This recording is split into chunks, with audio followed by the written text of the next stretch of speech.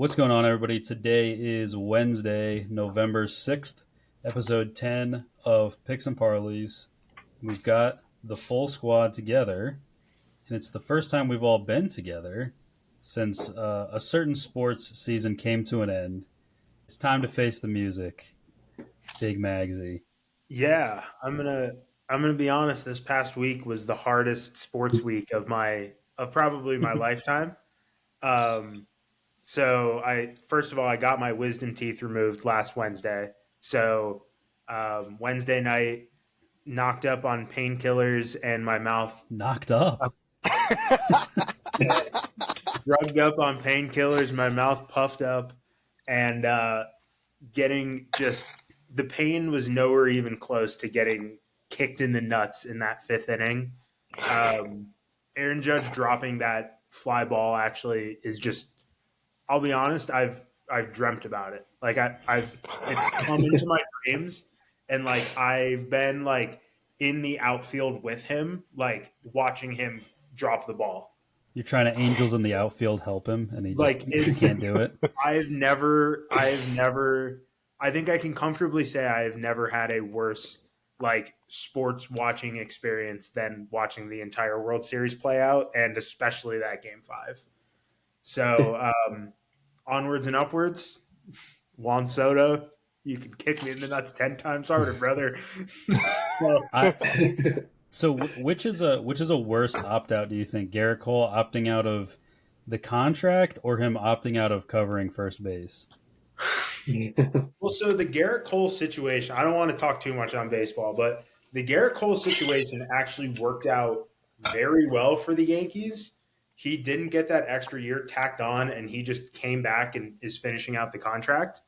Um, Garrett Cole not covering first base, I watched a clip the next day of him covering first base, like on every single ground ball to first this season, he has went and covered first base. I have no idea what happened there, especially after striking out Otani like right before that. Just unbelievable collapse, and then to have fucking Joe Kelly jumping on us at the end, like this dickhead wasn't even fucking active for the playoffs. Just unbelievably painful week, and it's just like you gotta just sit there and take your shit because there's nothing you can say to defend it. Well, they'll be the 8 seed when they replay the playoffs. You excited about that Maybe draw? the 8 seed if they make the playoffs, according to Joe. He, the problem I have with Joe Kelly is that he made some great points, and then all the points were thrown out the window when he said, "Yeah, the Guardians probably were better than them." Like, dude, they literally World lost Series. 5 games.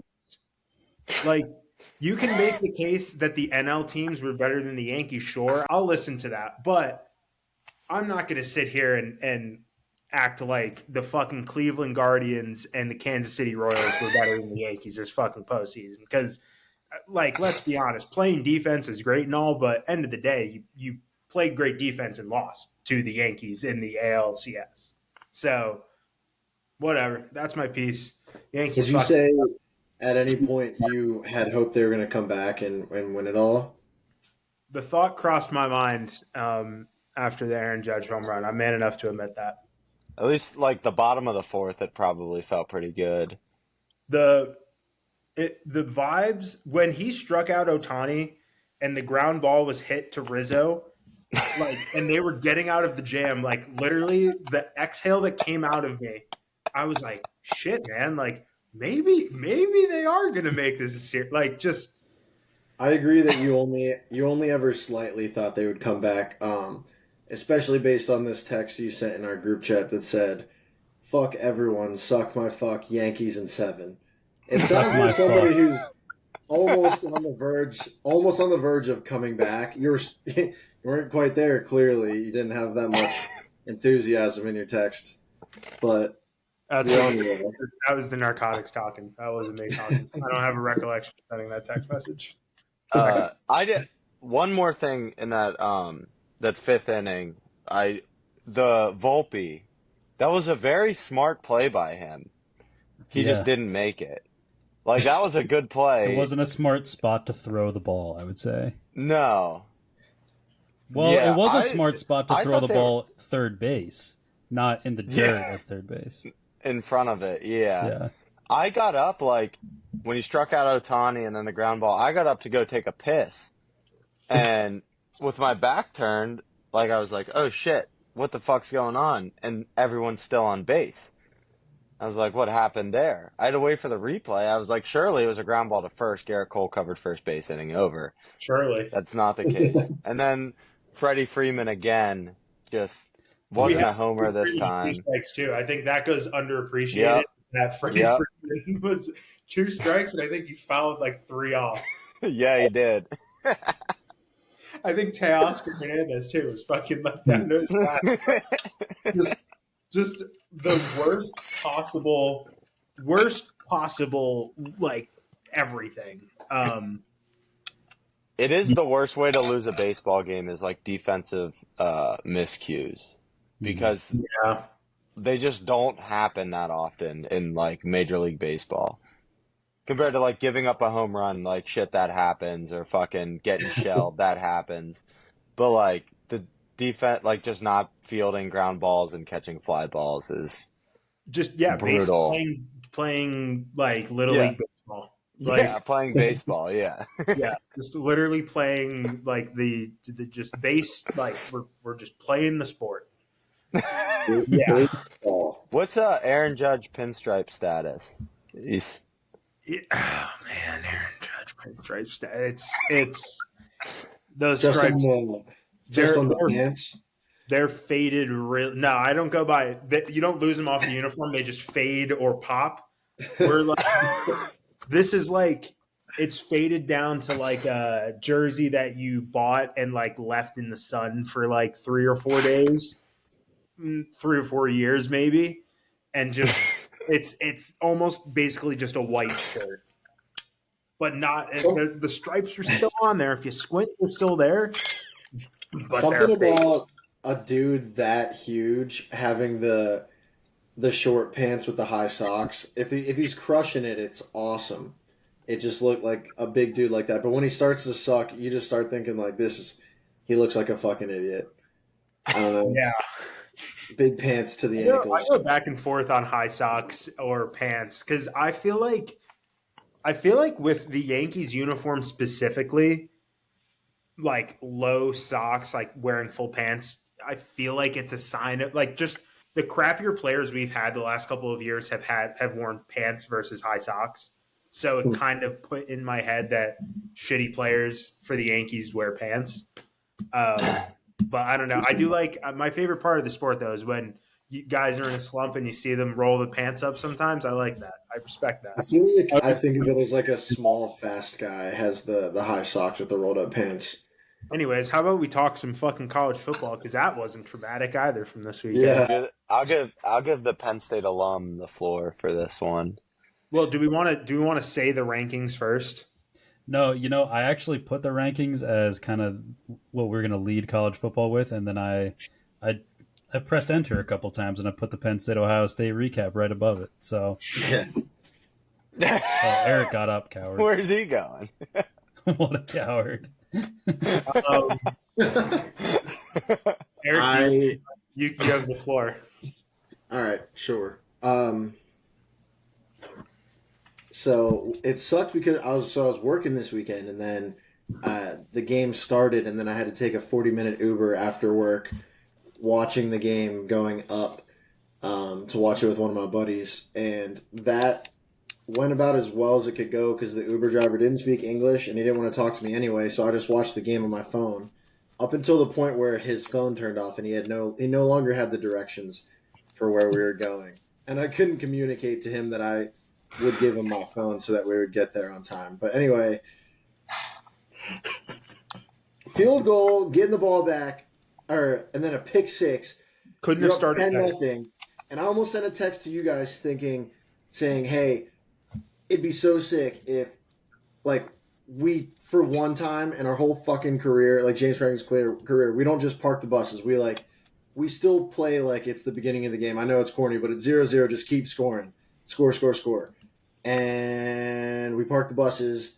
An absolute fluke of a fucking last play before the half. I mean, first of all, it hit the back of our receiver's hand because I think he was trying to get his feet in bounds, and it just hit the back of his hand. Picked off right before it, and then I mean, the whole game, people are going to give us shit for not scoring an offensive touchdown. We were knocking on the door the whole time, having an offensive lineman split out wide to then motion in and run the same play 3 times in a row after an electric Tyler Warren play, and we don't give him the ball one fucking time.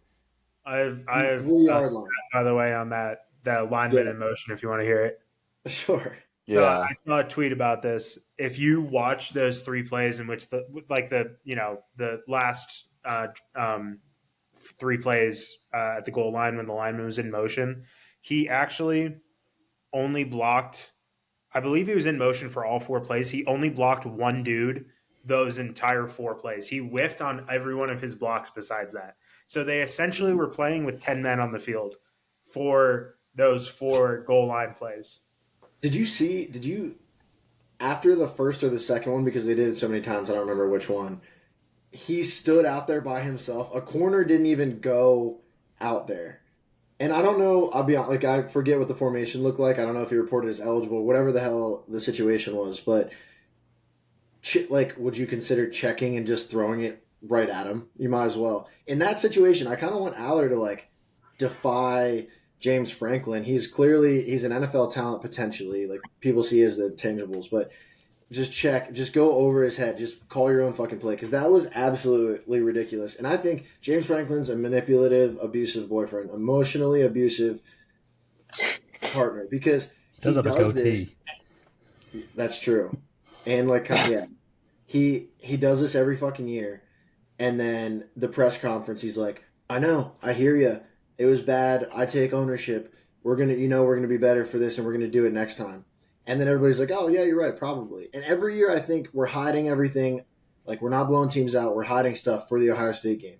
Then we fucking lose the Ohio State game and score what we scored 12 points last year, 13 points this year. Maybe then, what was it, 12-20 last year, 13-20 this year. Maybe in 7 years we'll tie them, and then in 8 years we'll win by 1 point, and then maybe from there is the turning point. It's so fucking like you're at home, you're the underdog.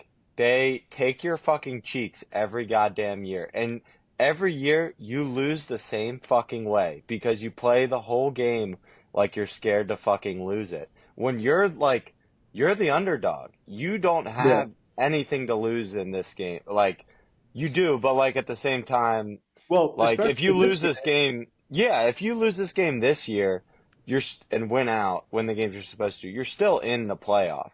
Yeah. Go out there and go throw the fucking ball downfield and try to win a fucking football game. But no. And part of it is their DBs are better than our wide receivers. The yeah, last few years, like, Penn State's that wide is part receivers of had it. 46 yards total from Yeah. sack. Yeah, they can't get open. And then they get the ball thrown to them in the fucking end zone and bounces off their fucking hands for an interception right before the half. Like, I saw some, like, not a lot, but I saw some Drew Aller hate after that game, and I don't think he's the problem. Like, he's like kind of the least of what I'm worried about this team.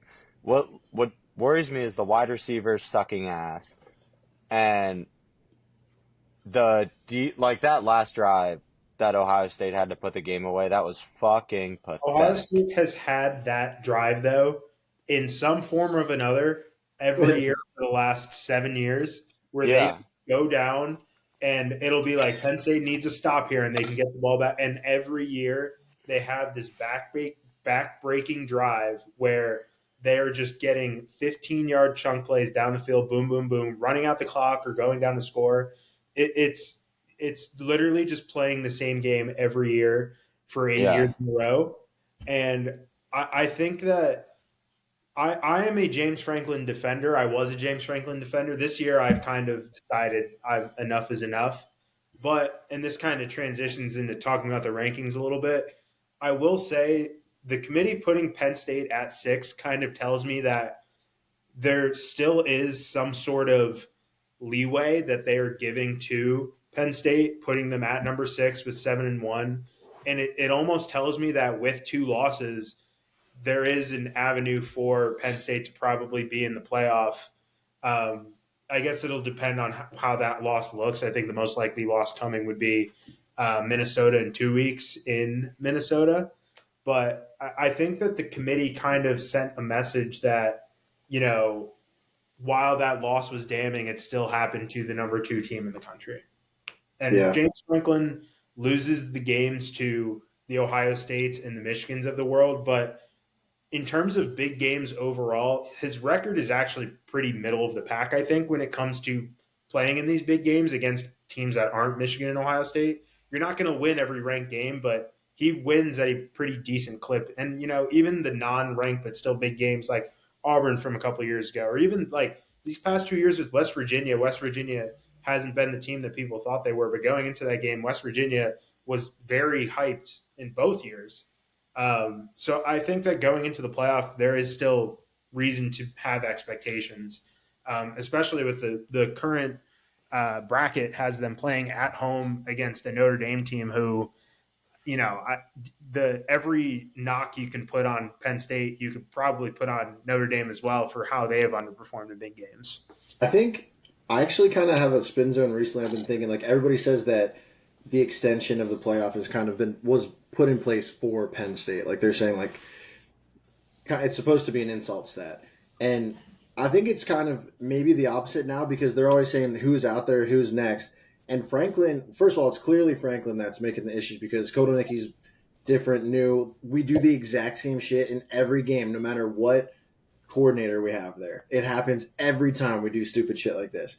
The run on fourth and 5 or whatever against Ohio State when I was a junior or something. Like, it's clearly him. The 12-team playoff means, like Mags is saying, you can sneak in with 2 losses, whereas, college football of old, absolutely not. Like, there's no chance. So it almost gives more of an incentive to play a little bit more risky, but we're still playing like 2 losses kills you. And I think maybe like a Dan Campbell-esque college guy who's going to go for it on 4th downs, which we clearly won't, like, who's going to fake punt, I guess is what I'm saying. Who's definitely not going to run the exact same play 3 times and then pass from the 1-yard line, might have a better route to us. And honestly, if he's not getting us a recruiting class inside of the top 10 every year, then that doesn't justify his contract and his tenure with us, because he's a coordinator merchant. And then he, like, stifles them in the games that he can't win, so he needs outside help. That's the shit that pisses me off the most. And then, not to monopolize it also, because I want you guys' thoughts on this one. Will Howard I didn't listen to a word he said. I could not do it. It would make me way too mad. But he did everything in his motherfucking power to try to give us that game. Yeah. And he's going to walk away, and he does the celebration when he gets the last first down, like mocking Drew Aller. Is crazy to me. Fumbled out the back of the end zone. He threw a pick 6. If we were just a normal team in the country, I bet every other top 12 team in the country wins that game after that first quarter that we had. I think any team that doesn't have the wounds of the last 7-8 years playing against Ohio State likely wins that, because as soon as Ohio State came back and scored that first touchdown to go make it 10-7, I think every single person in that stadium was saying, here we go again. Yeah, I think everyone on that sidelines was saying, here we go again. Yeah. So I don't know. I think that the playoff could hold something different for Penn State, but it definitely puts Franklin on a much, much hotter seat to perform and to not only make the playoff, but win at least a playoff game. And depending on his route, winning probably 2 playoff games is what would satisfy this fan base right now, because they're rightly pretty pissed off. We get in the route to where we would, best case scenario, we win our first game and then see like a BYU would probably be our best route. Lost him. Ever since the hurricane, my Wi-Fi upstairs has been kind of garbage, but I was going to say a route. Every time you try to use more bandwidth, a homeless person gets fucking shocked out of their mind.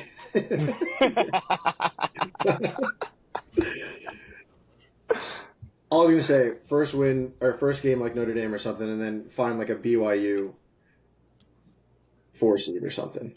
You got to be like the 5 seed to get them, though. Yeah.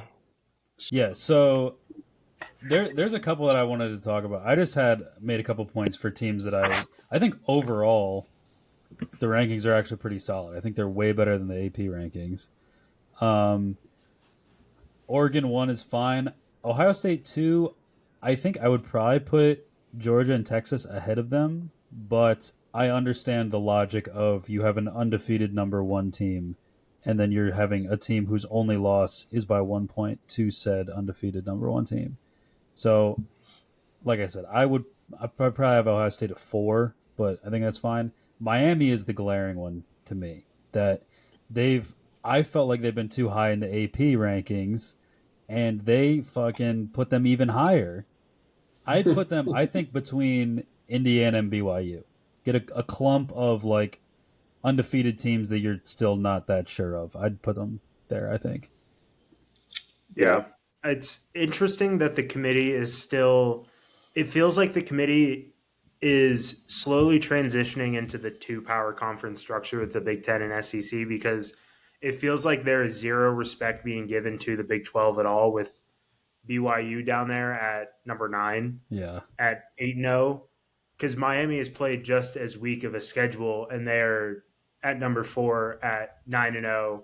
The ACC and the Big 12 are pretty equal standing to me at this point. I think that the ACC probably leans a little better, but They gave a lot more respect to the ACC than the Big 12, though. yeah, it's interesting to me that because I mean the way that reads is Miami can get in with, like, they're not an auto bid. They can lose the conference championship game and still make the playoff, and I think that opens up the avenue now for a bid stealing team.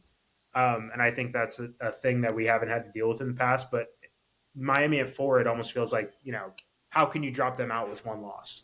Yeah, that was Yeah. a note I had for SMU at 13. Yep. I feel like Miami at 4, SMU 13, Pitt still at 18. It makes me feel like they're respecting the ACC for sure. And I think if a 1-loss team loses the ACC championship to Miami, I still think they could maybe get in as like 11, which is crazy. I thought a 2-loss ACC would definitely be out. But I also think that they might be setting it up for, if Miami loses to, say, SMU, they could drop Miami to like 10 and still keep them in. Or if they lose to Clemson, which I don't even know if Clemson is a path anymore. But I think the difference between as maybe they could see it, the difference between Miami and those other, like the Indiana, BYU undefeated teams, is Cam Ward. I don't know. Yep. He's fucking awesome. Yeah. Like, I don't know, because I don't think Miami's all that good of a team, but he's fucking awesome. I mean, you would want your potential Heisman winner playing in the playoff. I think that the committee today is here to make money and get eyes on the sport. And good way to get eyes on the sport is having the Heisman play in the playoffs. So I think that they're going to, and especially with the brand power with Miami, they're going to really push for Miami to get in this playoff. And I think that for first tier where Penn State and Notre Dame, Tennessee, Alabama reside in that section, that's got to make them a little nervous of what Lewis said, an SMU or a Pitt beating Miami in the ACC championship game and potentially stealing a bid, because one of them is going to get knocked out. That's the same thing as like the Cam Ward argument. That's why Boise State's 12. That's if Genty gets hurt, that's like Jordan Travis last year at FSU. They might go from if he gets hurt in the Mountain West Championship, they might go from 10 to unranked, even if they win the game. I don't know what you guys feel about it, but I mean, it's going to have Penn State bias too, because that's always going to. Us playing that game close and them still thinking Ohio State's, the number 3, number 2 team, whatever they are. It kind of feels like, what's exciting to me is that it feels like the playoff is completely up for grabs, and it's not even like that first round happens and then that's the ass kicking of old, like the 4-team playoff, where it used to feel like there were really just 2 teams that could win it, and it was always Alabama, Georgia, Clemson a few years ago, whatever. And I mean, Oregon at the beginning of the year, I was convinced were super frauds. They were playing like shitty teams close, almost losing, dropping games, and then they've improved, which is I think kind of scary to see. Is like you see a team just beating the good teams and beating the shit out of everybody else, but it feels like everybody else is super beatable. Like Florida was a dumpster fire in the beginning of the year, looked horrible. Georgia almost didn't cover, but I mean, obviously they ended up winning by 14, which I guess still wasn't a cover. Iowa State lost. The teams that are going to be in at the bottom, like you're saying, like whatever ACC school creeps in there, the best one right now is Miami, and we're not entirely sure that they're really that great. It feels like it'll be kind of like every game's awesome. I feel like there might not be any crazy blowouts in any of the playoff games. So I I heard. Go ahead, Lewis. no, I was just gonna say I agreed with everything until when you said that you thought they would all be close. I think that there's a possibility that Georgia and Texas kick the shit out of everybody that they play and Think so? play each other. I I just think that's if there's one spot because it does. I agree with you that it feels very wide open. I think if there's one spot where we say, "Oh shit, how did we forget about that?" I think it would be Georgia, like Georgia losing a crazy game to Bama, and then Texas's only loss being to Georgia, and then those two just smoking everybody. If they're a four, though, they're going to have to play a team that just won. That just I won think the like four is going to be the Big 12 champ, regardless of. The top four Uh, has to be conference champions. yeah, yeah. Yeah, but So that's what I'm saying is five they'd will have be one their of first Georgia and game. Texas, in my opinion. Okay. Yeah. So the like as it stands right now, um, it has Georgia is the 2 seed, and they would play the winner of Penn State and Notre Dame. And I feel like both of those games would not be particularly close with how Georgia plays. Texas would play Alabama in the first round, which they could very. I mean, Alabama. I feel like you can't write them completely off. They're still Alabama, and they still beat Georgia. And they would play Miami in the second round. But the take I wanted to ask you guys about that I heard earlier today that got me thinking, and I don't know if I agree with it. So on the other side of the bracket, Ohio State right now is the 5 seed. They would play Boise State at home, who is the 12 seed for the first game, and then BYU in the second round, which I think is pretty consensus would be the easiest path to the Final Four. Do you think that they're in a better spot not being the 1 seed out of the Big Ten and having to play the winner of, in this case, Oregon would be playing the winner of Indiana and Tennessee. So essentially, you would have to play another game, which you could potentially lose, and it's probably going to be against the Group of Five champion. But if you win that, you are then going to play the weakest Power Four conference champion. Would you take that if you were Yeah, Ohio State I rather than being the 1 seed? I brought up something like this, like I think when Georgia and Alabama played, of because that game happened. Texas was still undefeated at the time. Tennessee might have even still been undefeated at the time, and it was like, yeah, one of these teams is going to be one, and then the others are going to be like five. That was when I made the argument that it might be the best to be the third best SEC team because the best would be the 1 seed, the second best would be the 5 seed, and then they'll play each other on one side. So you'd want to be 6 or 7 or 10 or 11 on the other side. So I think it's the same kind of concept that I kind of agree with that. Like I unless you are scared of the home field advantage of whoever is the 4 seed, but I think the best thing you could do is be in the same conference as the number one overall seed and like have that be your only loss, and then just be the 5 seed. It's what people were talking about earlier, where they're like, yeah, Notre Dame, they hacked the system, being independent, like they just go undefeated and be the 5 seed. Notre Dame's not that guy, pal, but there are other Yeah. teams that is going to work out fucking perfectly for. Like whoever, I Yeah. would bet a lot that whoever ends up in the 5 spot is going to be in the semis. Yeah. yeah. Yeah, I agree with that. As long as like the only reason I would say against it is if you can't guarantee health, and that's an extra football game Mm-hmm. that you're playing at the end of and it's not as long as an NFL season, but the season's getting it's getting long for college kids. And I feel like to go like playing without the bye, playing in every round is like that'll be the most games any college Yeah, team has ever played if a team goes from like a 5 seed makes it to the finals or something. Yeah. I So, think if but you're other going than that, to I have to be see, confident that you could run that. yeah, Yeah. yep, yeah, yep. I can see it working out. I can also see a team just like running out of gas, like in the semis or even in the championship game. I think if it was like last year, where the four conference champions were arguably the four best teams, or besides or even the Pac-12 last year, like I think the five conference champs were five of the say seven best teams in the country. Like you probably didn't want to play any of them. Like this year, like Max was saying, BYU at 8 in the rankings, they'd move up to 4 by if they won the Big 12. But it looks like whoever wins the Big 12 and really who wins the ACC are teams that you're not going to hate playing, like going to their place and playing. So yeah, I don't think that's crazy. I have a weird thing like with that. Obviously, you want to find your team the easiest route to a championship just because just being there gives you a shot at it, I guess. But I think I've developed this mindset of like from being Penn State and a Dolphins fan, it's like it's super fun to watch your team win. It really is.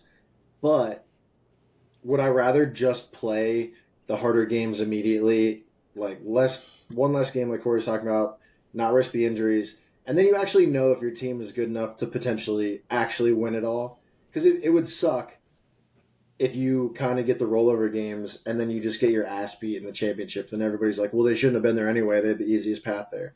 It's like for peace of mind, I'd be like, holy shit, we just beat Alabama. We could we have a shot at. I mean, Georgia's another level, Georgia and Texas or whatever, but I don't know. I feel like I'd I want to do have the confidence of winning games that are good.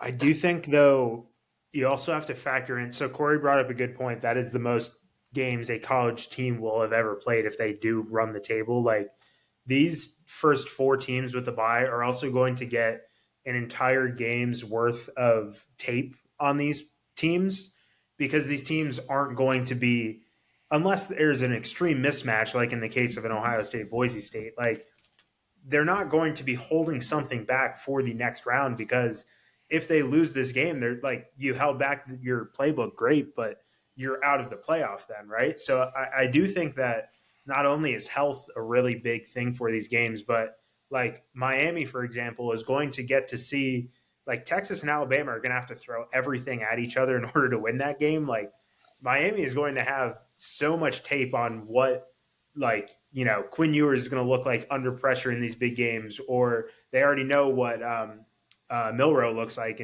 from Bama in these types of games. So I feel like there's a pretty good advantage there, but it is an interesting thing to think about if you are confident enough in your team that is good.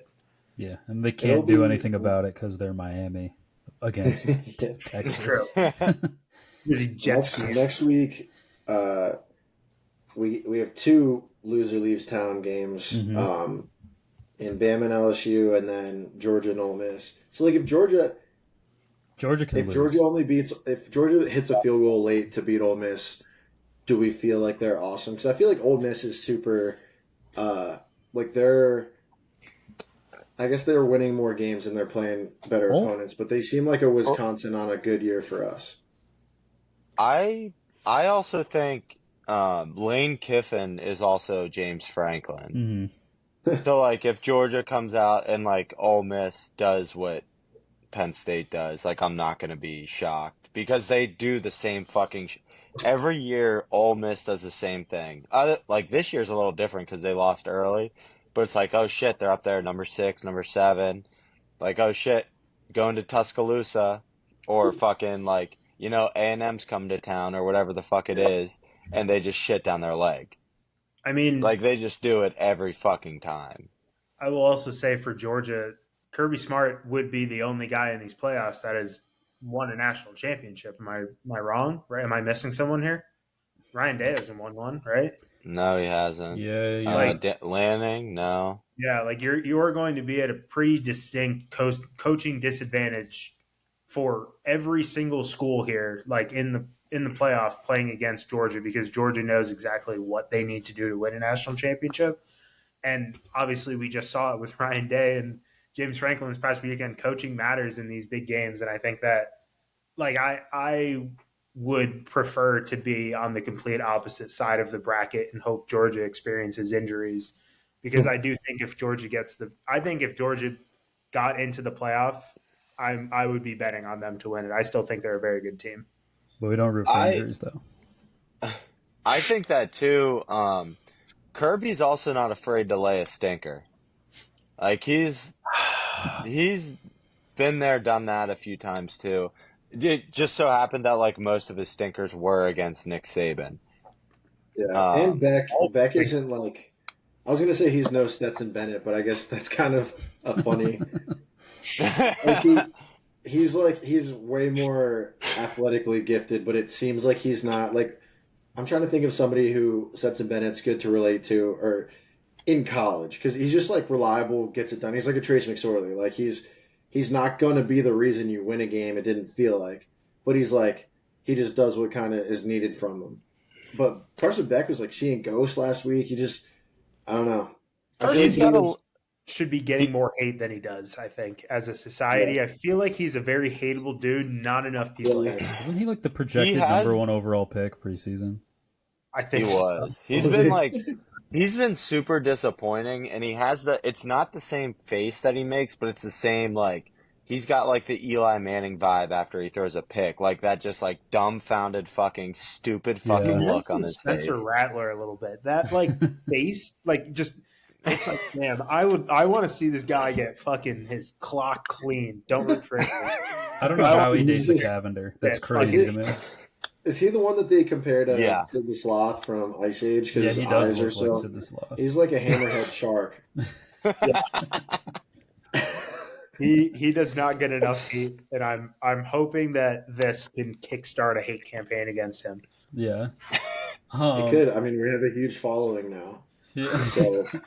I think, just to circle back, I do think that Ole Miss, at Ole Miss, they're talented enough that it's still a win that people would give credit to. Like, even if Georgia only wins by a possession or something like that, I still think it's fine. But I do think if Ole Miss loses, they're done ski. It's too crowded. They're done. And they're about done. They're below They're below A&M and LSU already. I think they're done. Already. Where the fuck do they go if they win, though? I'm not even going to entertain that, actually. They're not going to fucking win. Let's keep going. No. I think they're done. I think it's over for them. I don't think a 3-loss team is getting in. Yeah. I would be all over them if they won us that parlay when we were, down here for hurricane season, but they're my shitless team, so. One more thing on college, I guess, before we go to the NFL. Gun to your head, one team that is not currently in the playoff, but you think could make the playoff, who would you pick? Oh, fuck. As being is it like... Just make the playoff, like they could win their conference or they could slip in from losses. Does everyone have the rankings up, or do you want me to read 13? I have one. I have one too. I think that's kind of fun. Colorado. That's a good one. I'm looking right below them at Washington State at 7-1 and number 21, and they don't play anyone the rest of the year. I wanted to bring that up. That made me so happy that they made the ranking. Like, after what happened to the Pac-12, like, I think long term they either need to join the Mountain West or the Mountain West needs to become the new Big 12 or whatever, or Pac-12.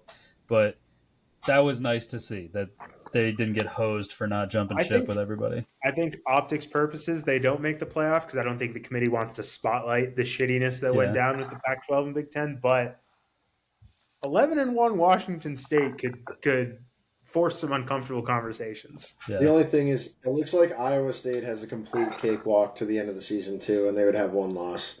Yeah. Also, Clemson could win the ACC. I feel like if they get to the game, they will win the ACC. It's just I got one. It's not they have 2 losses. It's not a super hot take, but they have enough in front of them that if they end the season with 2 losses, they are 100% in, and it's LSU. Yeah. Ooh. If they end the season Yeah. with 2 losses with what they have in front of them, and that would mean they win obviously they win the SEC. They're in, but I think like if they get through this Alabama game, I think they're live. Well, yeah, that's something I wanted to talk about before we shift to is Bama at LSU. That's an elimination game. I think Yep. there is 100%. if there's one possible way for a 3-loss team to go in, like if there's a bunch of losses from say like the 8 spot to 15, maybe I could see one of these two teams being the 11 as a 3-loss team, but I think probably not. I think it's safe to assume at this point the 3-loss teams are out, and then maybe if it gets really close and there's say like 15 and 14 are 3-loss teams, then maybe you could say okay, if something gets shaken up here, maybe one of these guys could make it. But yeah, I think that's an elimination game. So yeah, if LSU wins that, I think they're in the projected playoff next week.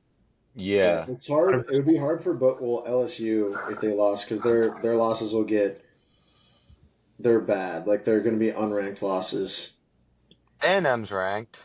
They're ranked right above LSU. No, I meant they lost to USC in the beginning of the year and South Yeah, Carolina. that's a bad one. Or no, they beat South Carolina. Yeah, they beat South. Yeah, the USC Okay. one's not going to look good. That's that's kind of the problem with them. Yeah. But A&M, I was going to look at that. It would be absolutely chaotic if somehow they beat Texas on the last game of the season. Yeah. Yeah.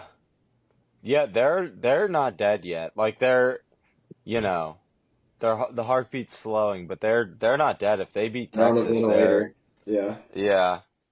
They have to be in if they beat Texas. I mean, if they're 2-loss with a win over Texas, yeah, because Texas can't be in over A&M if they lost to A&M, and both would have 2 losses. I think that playoff it's going to cause. I think the arguments from the 14 playoff are going to get magnified a lot more. Just looking right now at the rankings and how things are going to shake out. I think there's going to be a lot more potential gripes, and I think that things aren't going to work out as cleanly as they did for most of the 4-team era. I'm also looking at something right now. This is just like hypothetical stuff, but say like there's a potential that a 2-loss team like LSU or A&M gets to the SEC championship game because they both only have one conference loss, and say they play Georgia or something like that. Like they play Georgia with 1 loss. If they get to the SEC championship game and lose and end up with 3 losses, does a 2-loss team get in ahead of them, or like a 2-loss SEC team get in ahead of them? I think it depends on the score. If it's close, I think they get in still. I'm a big proponent of if you lose close to a team that's ranked ahead of you, you should not move. Or you should move one spot. What if an undefeated Army with a win over Notre Dame is in the talk? They'll beat Does that 12. bounce all the? I think. Would it bounce then? Yeah, I'd imagine. Bounce all the 2-loss. Anybody 2-loss. Well, they would have to get in because they'd be the non-power 4 rep. If I'll say this right now, I guess they don't have. If Notre Dame loses another game, they should not even be considered. I agree. They should be outside the top 20. They're too high. 10 is too high. They lost to Northern Illinois. We used to be a fucking country. Northern Illinois, they lost to, and they're ranked right now. They're ranked 10th in the country. Yeah. They're like, what are they? They lost to fucking Northern Illinois, and just Boise State is 2 spots below them with a 3-point loss to Oregon. Like, why are they 10? SMU 8-1 at 13. Why the fuck did we forget that they lost to fucking Northern Illinois? Yeah. Did people just forget that? That's a horrible loss. That's like the old school BCS mentality of let's put the 1-loss team in at number 2 in the national championship. who has the worst loss because that means they beat really good teams and they just had a fluke Yeah. loss. I used to think that Yep. was a thing where it was like, well, I don't know if you play like the number 5 team and you beat them and you lost to just fucking Purdue or some shit like that. Yeah. Like that was just a fluke. They beat the good teams. They're a good team. It feels like sometimes the quality, like, yeah, it's things get so backwards when it comes to arguing these things because you could also make the argument for Boise State, like their quote unquote best win is the quality loss to Oregon. Like, I think Yeah. there is somewhat of a gripe. Like Ashton Genty's amazing. There is a gripe for some people, and I would listen to this argument. Why isn't Army, who is undefeated, over Boise State? They both have played pretty equal schedules. The only difference is Boise State has a good loss, and we're counting that as essentially a win. Like it just things get so backwards when it comes to these rankings. And yeah, a loss to Northern Illinois should be a damning thing for a top 10 team. Yeah. But we'll see. That's, I think, what's so great. What I'm really excited about for the 12-team playoff is you could talk about this shit till you're blue in the face. None of it matters till the season's over. Mm-hmm. Because with that many teams being alive, fucking anything could happen. Like, in a 4-team playoff right now, fucking Penn State's probably dead. Tennessee probably cooked. Indiana's sitting there at 9-0. Like, no shot they'd make a 14 playoff. No shot they'd make it. No. BYU would have to finish undefeated to be in the conversation. And even then, just to be in the conversation. Then they might not even get in. So I'm like, because there's like you go down to Colorado at 20 and they're the ranked 20 and they are not dead. Mm-hmm. Like they could go win the Big 12. They're not dead. Yeah. I had something. This is the last thing before NFL. I want to call a shot here. I think an undefeated team losing this week, if I had to pick one, I know I went broke on this team earlier in the season, and it's going to sound stupid. I'm not drinking the Kool-Aid. I'm just saying if this undefeated team were to drop one, this is a fine spot to do it. BYU plays at Utah at night this week. Oh, my God. That's a holy war. Utah. I don't know. Yeah, it is a holy war. What is Utah? Yeah. What is the like Catholics versus convicts equivalent of? What is? I feel like a lot of people who go to Utah are still Mormons. Yeah, it's like Mormons slightly less Mormons. Mormons versus Mormons who might like have a cup of coffee on the weekend. Yeah. Mormons versus magic underwear Mormons. Yeah. Pretty much. Yeah. Soakers versus something. Soakers versus suckers. Yeah. That's true, yeah. They can actually do the fellatio. All right, let's do some NFL. Real quick, just run down a couple trade deadline moves. The Steelers got Mike Williams and Preston Smith. Neither of these guys are difference makers.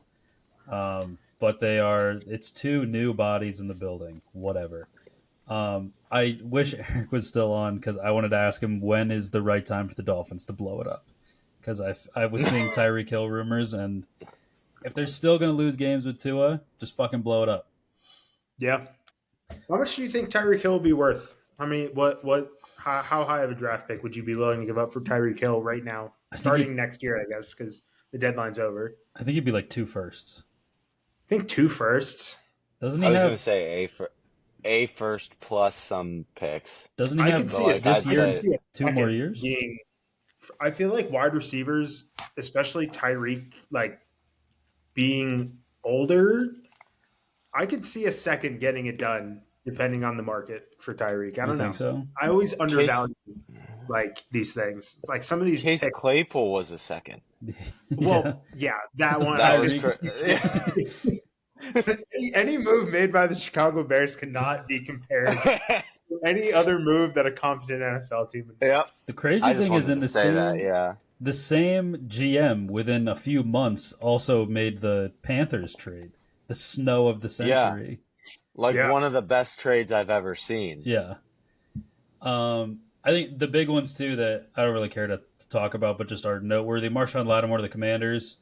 Zadarius Smith to the Lions, not Aiden Hutchinson, but it's going to do something for you. And also, I think he's washed, so I don't care as much about this, but Tre'Davious White to the Ravens. Yeah, My washed. note on this was he's probably washed. So, there you have it. All right. Picks time. Deontay Johnson to the Ravens hurts me a little bit. Yeah. I was a big Deontay guy. That hurts the soul a little bit. But yeah, and you know that he's going to embrace the hating your former team thing based on Yep. he did not enjoy his final little run with the Steelers there. Yeah. And I liked him, but I didn't enjoy him dropping fucking every third down pass. Again, I liked him, but Remember that when it was like, holy shit, this dude's like pretty sick. Maybe he'll break out next year. And the first game the following year, he had like 9 targets and 6 drops. Yeah. I was like, this guy's broken. I don't know what to do. He was good with Ben. Everything got worse when Ben left, but yeah. More than one way. All right, picks. Last week, Corey 10-4-1, Eric 9-5-1, Mags 9-6, me 8-6-1. That's a pretty fucking good week. I think good week. Favorites were. I could be wrong, but I think I heard favorites swept the 1 o'clock slate. I don't know. Like I did have a lot of favorites, and I did really good in the 1 o'clock slate. I think favorites did really well this past week. So, overall standings: Corey 58.1%, Eric 54.7, Mags 54, me 48.5. I'm 4 games below 500 after the climb. After the fucking terrible start. You gotta put your nose to the grindstone. I had in the first 5 weeks, I had 3 weeks with double-digit losses. That's the hole we started in, and we've been climbing. I've needed a big week. I think I might be the only person who has not had the best record of the week one single time this year.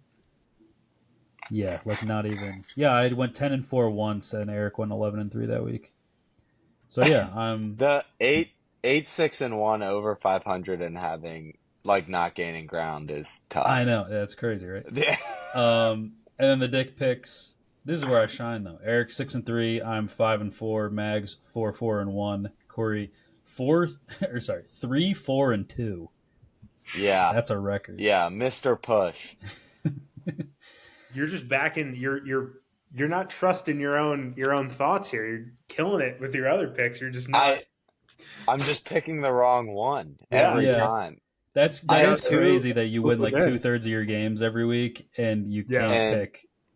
Well, I think obviously the 2 pushes and I have 2 half-point losses. Yeah. I don't listen. I never look at your pick and be like, oh fuck, I got to bet on that. Really? I tried to go gross this week and it's still just fucking pushed. Yeah. All right. Our top 5 games this week. I've decided to come with more stats as we kind of get further down in the season. Got more data to go off of. So first one, Thursday Night Football. So this is going to be the day that this comes out. This game will be happening. Bengals plus 6.5 at the Ravens. Over under 52.5. The Bengals are off a 41-21 win against the Raiders. The Ravens off a 41-10 win against the Broncos. I will let you guys go first on this one because I kind of like the under. I kind of like the Bengals, but I think I need to be convinced of something. Go ahead, Mags. I'm looking something up real quick. Okay. So I think in this game, it's tough because I want to lean Ravens minus 6.5 just because the Bengals seem kind of dead in the water here, especially with these injuries that they have going on. But that being said, 6.5 is a lot of points for an AFC North matchup. And Joe Burrow is quietly, I think I saw he's on pace for like 40 touchdowns this year. Like, dude has been slinging it. Yeah. I think Bengals plus 6.5 is the play here. I don't think they're winning, but the Ravens have been so susceptible to that backdoor cover this year that I don't see why it should be any different this week. So I'm going to go with I like the Bengals plus 6.5. I do. I'm gonna go with a stat I just looked up about 10 minutes before we started this. Ravens games go eight have gone 8-1 with the over, going over the points total. 8-1. Um I'm gonna go with the over. I like the 6.5. I'm gonna go with the over. Bengals not too bad. 6-3 hitting the over. So I'm gonna go over. It's a high total. But I think both offenses are good. I don't believe in really either one of these defenses, to be honest. The Ravens are gonna have to prove it, I think. especially on a short week. Um, yep. Which makes the whole game a little weirder to me on a short week. Like if this was Sunday, I'd just be over, over, over. But I think I'm still gonna stick with it anyway. 52 and a, it's 52 and a half, right? Yep. Yep. Fireworks. Yeah. Points. I mean, I'm not a fucking skill. I'll stick to my word. I said I liked Bengals or the under, and one of you picked the Bengals and one of you picked the over. So I'll go with the Bengals because I am a good person.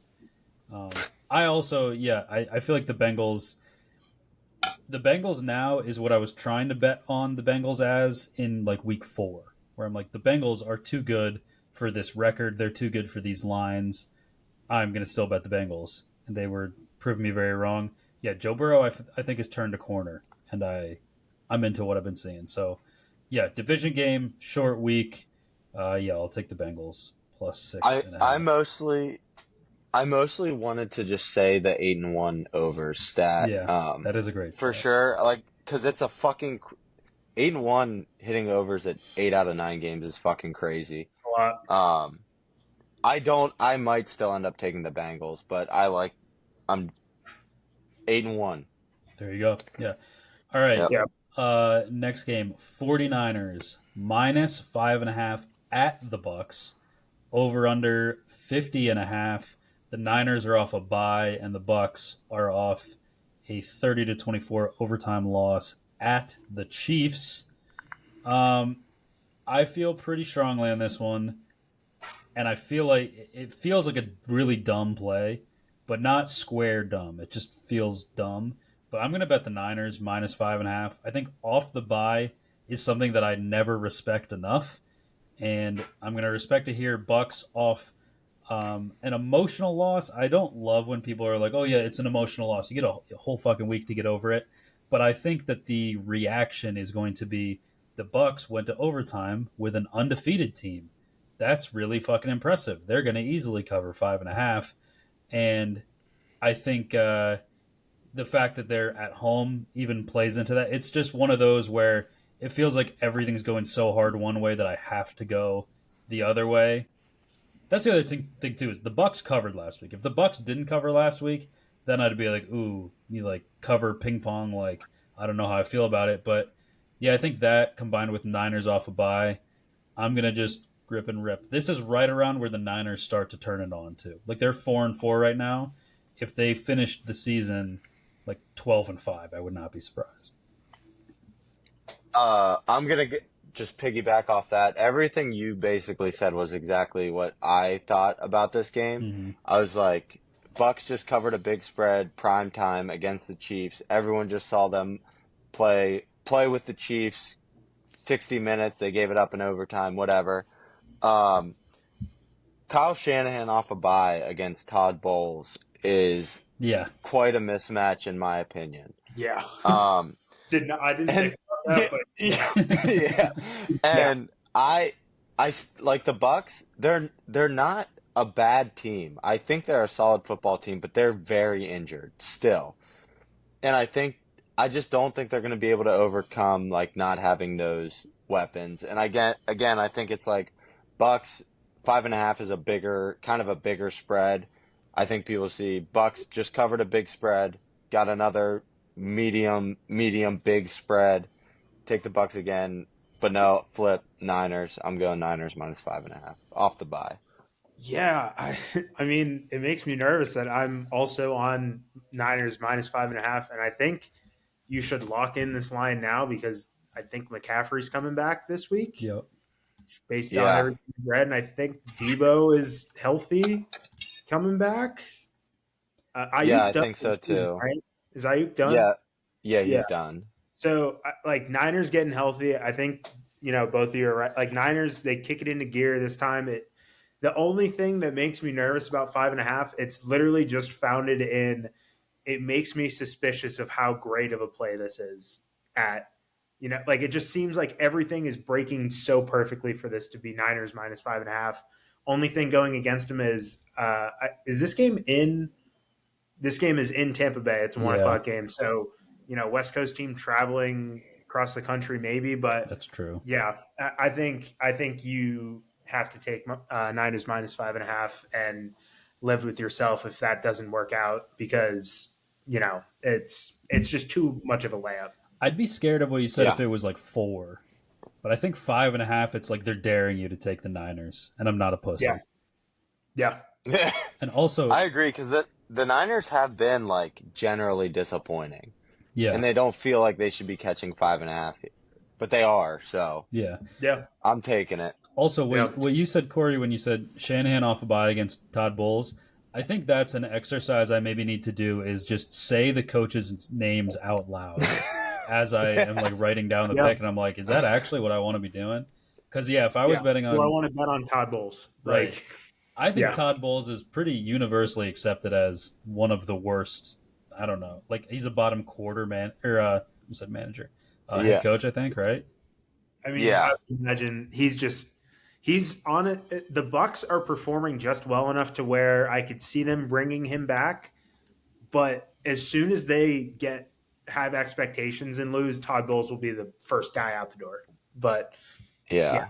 that They have a good roster. Like they shouldn't. I don't think they're under. I don't really by any means think they're underperforming. Quarterback right now this year. Yeah. Balling. Yeah, and none of that due to Todd Bowles. Yeah. Like the reason they're good is because they have a decent roster, a good roster that was put together, beforehand. And Baker Mayfield is kind of breaking out this year. Not kind of, he's breaking out this year. Yeah. He's been good before, but like this year he's been very good. Again, not Todd Bowles. He's not making the quarterback good. He's a defensive guy, so. Yeah. Okay, I'm looking up a stat right now because Mags, you said I feel like you were like, oh, I don't know if I want to like just have everybody bet the same thing. I was thinking that we've been pretty good this year. I'm going through right now. Yeah, we're 9-4 when everybody bets the same thing. Yeah. And 2 of the losses were in the same week. There you go. Yeah. Was that might have been the week where what was that, week 2 with the bloodbaths? There was like 2 weeks where there was just we lost the Cowboys. That's when the Saints kicked the fuck out of them. Yep. And also the Colts. We all bet the Colts minus 3.5 at the Packers. Oh wait, that was no Jordan Love. So we lost betting on fucking Derek Carr and Malik Willis. Like betting against Derek Carr and Malik Willis. Like tip your cap. Your hands up sometimes. Like also, what are you gonna do? Also, Corey, you said before we got on here that the Titans are the worst team against the spread in the league. They have 1 win against the spread. Their 1 win against the spread, we all picked it that week. Did we really? Yeah. Who were they playing that week? I clicked off. Wait 1 second. Let me find it. I do remember picking them and winning. I just don't remember what game it was. Week 4, Sunday Night Football. They covered 1.5 at the Dolphins. They won that outright. Oh yeah. That was. I wish Eric was here for that. To bonked his dome. Yeah. All right. Let's keep going. Third game, Steelers +3 at the Commanders, over under 45.5. The Steelers are off a bye. The Commanders off a 27-22 win against the Giants. So I feel like a lot of the rules, like I said, I need to respect people off buys more. I feel like a lot of that is the reverse for Tomlin, where he's like, I think primetime on the road, or maybe it's not primetime necessarily, but on the road as an underdog, he like wins outright more often than he loses. And so there's all this backward shit with Tomlin where I actually feel like off a bye, this seems like the exact kind of game where we'd come out flat and all of the 40 to 60-year-old Steelers fans are like, we got to fucking get rid of Mike Tomlin. That all that said, I'm a true fan, and I'm betting. I'm going to bet on the Steelers. I'm a little scared of the Commanders because if they really get going, this could be a scary game. But I don't know. I there's an analysis in there somewhere that I lead to the Commanders kind of falling flat and the Steelers winning like That 20-17. yeah, that's the angle. No, yeah. This is an are we real game for the Mm-hmm. Steelers. Is this Russ thing real, or was it the Jets and the Giants? Is this defense real, or have we not played a great offenses yet this year? Like, is this team for real? Can you take it? Can you go like off a bye against a team with a bad defense and go put up points? Mm-hmm. Can you do it? Because you're gonna have to do it. Because no matter like whether the defense is good or not, like the Commanders are they're gonna move the ball. Even they've had games where they don't get in the end zone, they move the ball up and down the field. They get in field goal range. You know, um, I'm nervous about this game. Not because I think the Commanders are that much better than us, but this is a test. This is it's a big game in a sense that you're playing another good team and you need to win games because the second half of that schedule is brutal. Like you gotta stack wins. You gotta get them early because second half of the season, you know, guys start getting sore, they're getting hurt, they're missing a week here or there, and that schedule's brutal. You gotta win the games now, stack the wins now, so you can kind of, if you go 2-4, 3-3 for a stretch, you're not dead. Mm-hmm. Um, I so I think think this is a big game for the Steelers. Yeah, I think that this is something that they actual teams and coaches and shit do not pay attention to whatsoever. But like you said, uh, this is a really good team, but it's a really bad defense that you should definitely be able to do something against, especially on a bye and it's on the road. What are you made of in that situation? This is also a team that's dying for a letdown spot. And I think the Yeah, Commanders have been dying to lose a game. They almost lost to the Bears. The Giants were never really in it, but the Giants are a frisky team that they let be frisky against them. And I know it's a division rival, but feels like a game against the Giants is you don't feel bad if you let the Giants be competitive because I think they are maybe the friskiest team of all the potentially frisky teams. But it's a team that if you're the Commanders, you probably really wanted to slam the door on the Giants, and you didn't. yeah, Yeah. So I have some stats to throw at you here. I do think that the Steelers, I'm going to preface these stats by saying I think that if you're going to catch this team, the Commanders team, the Steelers are catching them at the right time. I think they're kind of running out of steam a little bit here, with a miracle win against the Bears and then eking it out against the Giants. So my pick for this game is going to be under. The line has moved up to 45.5 points for the under, so I'm thinking a lot of people are betting on the over. Is that right? It would go up Yep. if people are betting on the over. yeah. So I have a stat here. Commanders are fourth in the NFL in pass rush win rate. Granted, they have played I think it's the easiest schedule in the NFL so far. They've played an extremely easy schedule, so take that with a grain of salt. But Russell Wilson has a 38.7 Pro Football Focus passing grade under pressure this season. Again, small sample size with that, but something to think about. He And then loves on the just flip throwing side, it up in man when he's getting rushed. yeah. Just On the flip side, moonball. Jaden Daniels under pressure is ranked 29th out of 36 qualified passers with a 58.7% adjusted completion rating. And the Steelers obviously have a pretty good pass rush with TJ Watt. Dude, what if TJ I smacks the ball out of Jaden Daniels' hands?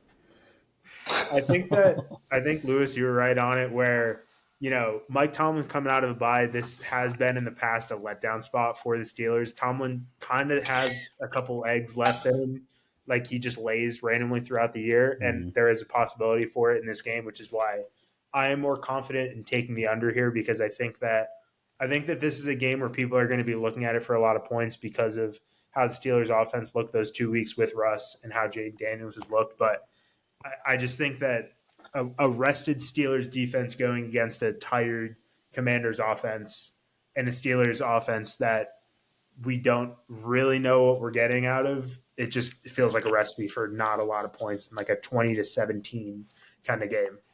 Yeah. All right. Up next, Steelers +3. Sorry, I didn't say it. Steelers +3. Oh, I knew it. I knew it. Yeah, I I might as know. well have already written it down.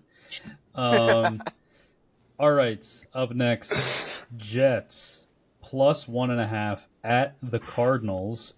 The Jets off a 21-13 win versus the Vikings. Mini bye that was on Thursday night. Cardinals off a 29-9 win against the Bears. The Cardinals, I believe, have won 3 games in a row.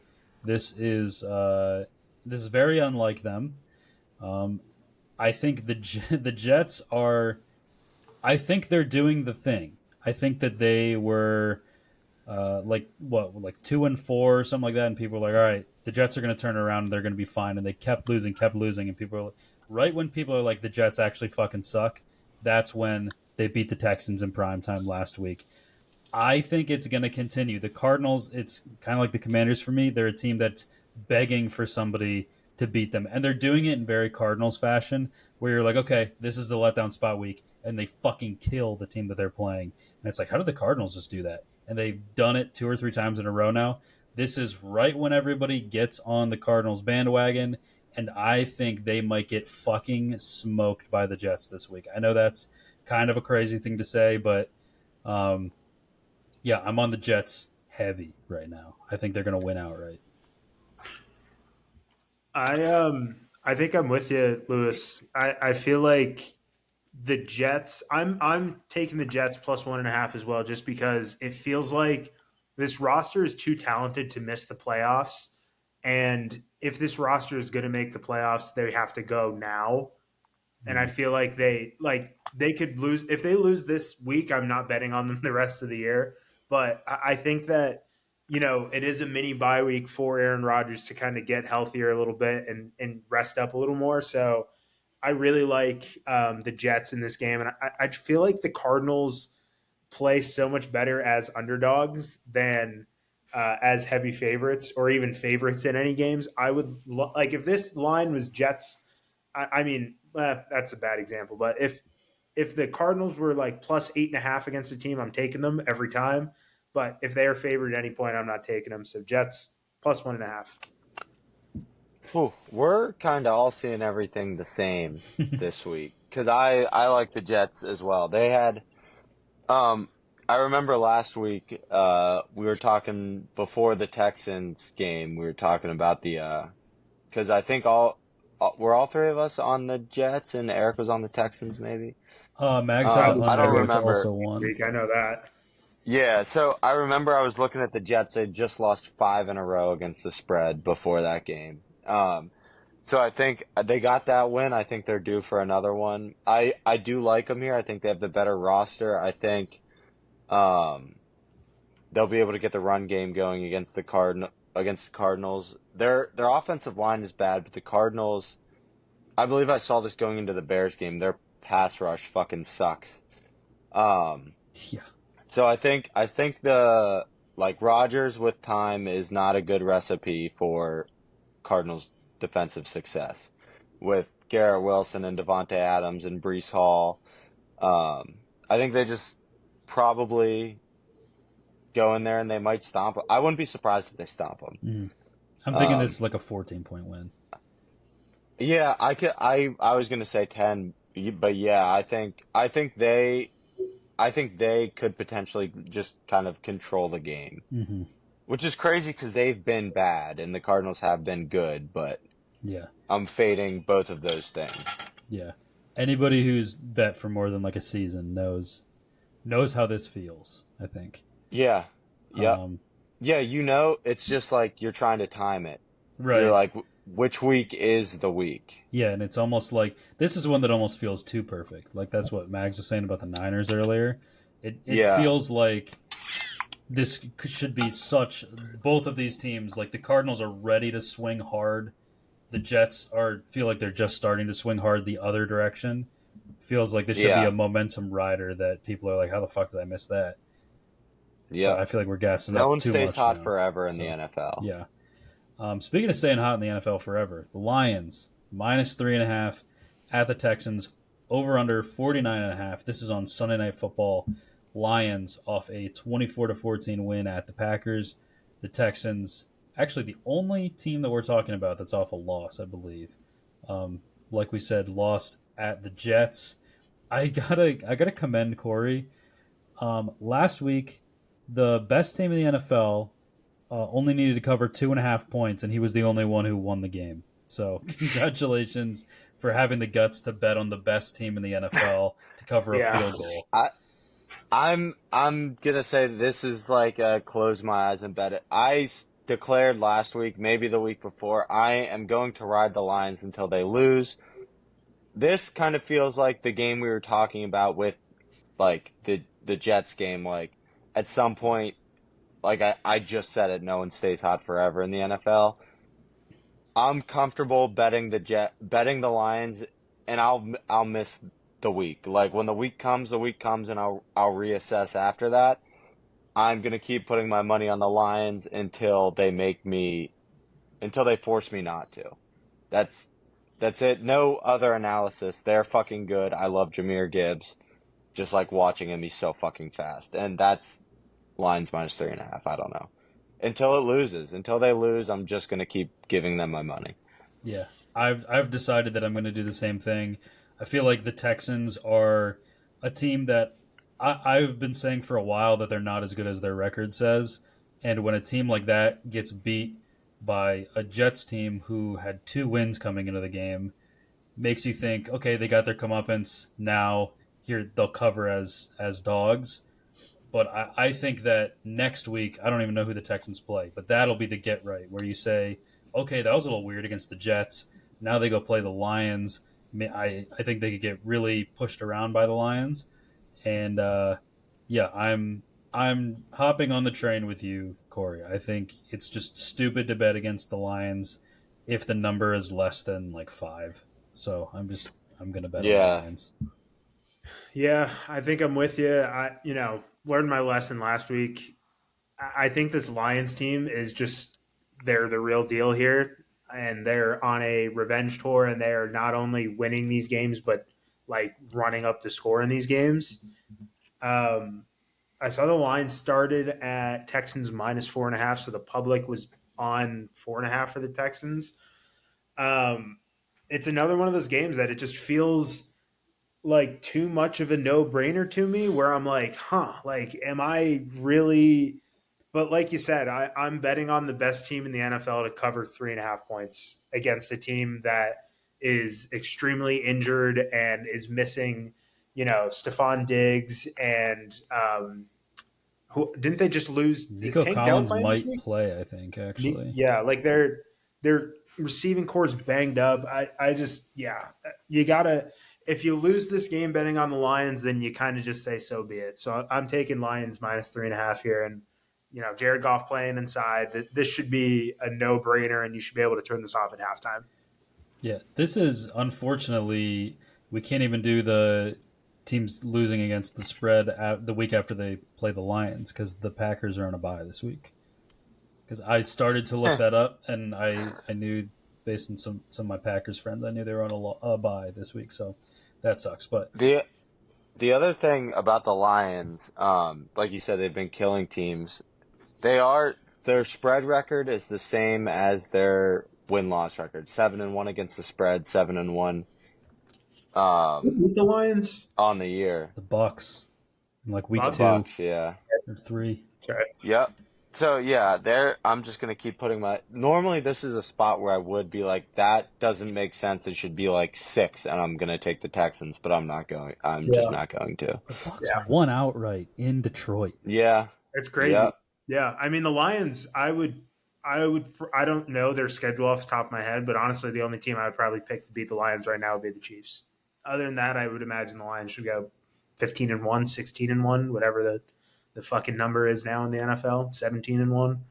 Yeah, Yeah. And they're very like they don't I'm going to say this and just fuck everything up for myself betting on them this week, but they don't feel like a team that looks past anything. Like Dan Yeah. Campbell, I feel like he does such a good job of just getting them like all on the same page, moving the same direction, focused on the same thing. Like I think he's just a very, very good coach. There's nothing to look And into. They're playing the Jags next week. hey, yeah, there it is. Literally, this is the game for them. Like, Yep. yeah, Sunday Night Football too. I mean, I feel like this team performs in prime time. Yeah, Yeah. Yep. Dan Campbell just this game loves is coaching in his Houston, guys so right? much. He Yeah, it's in does. Houston. He just loves coaching them so much that he's never going to look ahead because he's like, I want to coach these guys as much as I can. And oh, we have a game this week. I'm going to coach them up for this game. Yeah. Yep. It's Um, so stupid, but yeah, do you want to hear the Lions schedule the rest of the year real quick? yeah. Let's I do would. let's figure out the record. So Jags next week. So Texans this week. Win, Jags next week win, in Detroit. Then at Indianapolis. win, Home against Chicago. win. Home against the Packers on a Thursday night. Home That against the could Buffalo Bills. get a little sketchy. I think if Jordan Love gets healthy, kind of weird at home game on Thursday night, that might be a loss. Yep. Home against the Bills, 4:25 game. At the Bears, Win. December 22nd. That one can get a little funky. I feel like Jared Goff outdoors in Soldier Field in the cold. And Yeah, but the then, Bears also have to play the Lions.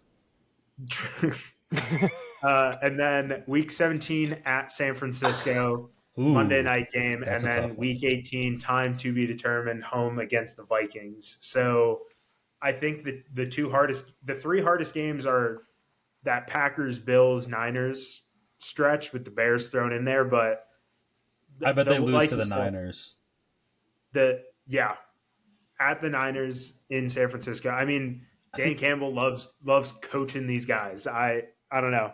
Yeah, I think 14-3 might be the floor. Yeah, Just I crazy. agree.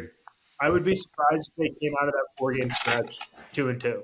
I would be surprised if they came out of it like that. Yeah, I was going to say I could see like that end of year stretch with like the Soldier Field game outside, Jared Goff not always great. And then the Niners and I could see like, not that I think it happens, but hey, they go 2-2 in their last four, and they go into the playoffs like, hey, this Lions team, good record, maybe the 1 seed. Just, tough last few weeks. Had to play in the cold, had to go on the road, lost to another playoff team in the Niners, or something like that. Don't be afraid to bet on them in the playoffs, even if they stumble a little at the end. Will be betting on them. The only team the Lions actually should be worrying about right now, to me, in the NFC is a fully healthy Niners team, I think. And even then, I still am picking the Lions in that game. And I hate to say it, but I think if the Eagles can steal that 1 seed away from them and the Lions have to play in the link for the NFC Championship game, I don't like Jared Goff on the road outdoors in that game. But other than that, the NFC to me is the Lions to lose. I think they're better on a neutral field or in Ford Field. They're better than every one of the NFC teams, and they're probably 3.5-point favorites in probably all of it. That to me feels like they would that'll be a rolling Niners team at home beating the Lions to probably secure themselves like the 3 seed, maybe the 2, but probably like the 3. And then they play again in the NFC Championship, and people are like, oh, this is like the one team that the Lions didn't handle, and the Lions will handle them, and they'll win by 10 and go to the Super Bowl. Dan Campbell doesn't strike me as a guy that's going to lose to the same team twice in one season. Yeah, which is funny because that one season he lost to the maximum amount of teams twice. True. I feel like Dan Campbell takes every loss personally, and like he may suit up for a down, like playing a team time after a loss. He would be like, you know what, like fuck this, I'm gonna get out there and I'm gonna show you what I'm doing. Yeah, he's like an MLB manager. Like if he showed up in uniform, like if he came out in full pads and a helmet, like that would not I would be surprise me. Yeah. What if I don't think anyone would be surprised if Dan Campbell showed up wearing pads. I think people would be like, yeah, that's Coach Campbell. Like, then he'd try to get That's what he does. He'd get like the Jared Goff's helmet with the headset in it. I think he just coach with that on the sidelines, and they just put like a little mic like in there. Yeah, I would love He that. kind of has the also like the Bill Cowher chin, that strong chin. oh yeah, That's like, I'm a Strongest chin fucking in the football NFL. coach. Yeah. Yeah. He's got that I'm a fucking football coach chin. Absolutely. Where you look at him and you're like, that guy doesn't fuck around. Absolutely. Yeah, that's like if you in the NBA, like dudes throwing bows. I feel like Dan Campbell, if he was in the trenches and he turns his head fast, you could catch the chin. You get fucking Yeah. KO'd by the chin. Crimson chin. He is. Yeah. All right. Well, yeah, that about does it. So, yeah, if you're listening YouTube or Spotify or Apple Podcasts, however you're doing it, go ahead and Amazon Prime. No. yeah. Prime members can listen ad free on Amazon Music. That might not be true. I don't fucking know. But yeah, go check out the other mediums. Give us a sub or a like or whatever you feel like doing. You can also follow us on x.com at Picks and Parleys. Get in the weeds as always. Also got the Insta at Picks and Parleys. You get the clips or you can get the graphic. You also get the graphic if you want to trail the picks. I think now I'm finally getting comfortable with saying people should maybe trail us. 3 people are profitable and I'm not, and I'm on a roll. So I think it's now's the time to trail, especially those whole panel picks or whatever you want to call those when the panel sweeps a pick. Those are the ones you want to lock in on. And then yeah, TikTok at Picks and Parleys. You get the clips there as well. Might fuck around with some filters tomorrow in between editing. So yeah, you got anything else, boys? I'm good. You signed in the Bronx one, Soto. I'm ending every podcast with that until he resigns. I saw that Pirate. he said he wants to stay on the East Coast, which I feel like Awesome. slots the Phillies in firmly third place in this race. East That Coast. narrows it down to all the teams that it narrowed it down to before, Yeah, basically. like 20 teams. He will not join the Dodgers. That is like. What the if he one just thing. goes to the Marlins? Dude, I want him to go to the fucking like Yomiuri Giants or some shit, man. Just fucking take Ohtani with you and Yamamoto. They can all suck my cock. Fucking Do you think if Bob Nutting had a gun to his head and said you can pay Juan Soto $600 million over 15 years or you get shot dead in your tracks, like what? I don't think he you pays. have a Bob Nutting patch on the Pirates uniform for the next Yeah, I think so. I think so. Yeah. He'd never do it. There would be a Bob Nutting patch on some uniforms, and Juan Soto would not be wearing it. No. Juan Soto would absolutely not be wearing that patch. I'm not gonna lie. After I said that, I realized that is the specific scenario that I need to make my life better, one way or another. You were the gunman.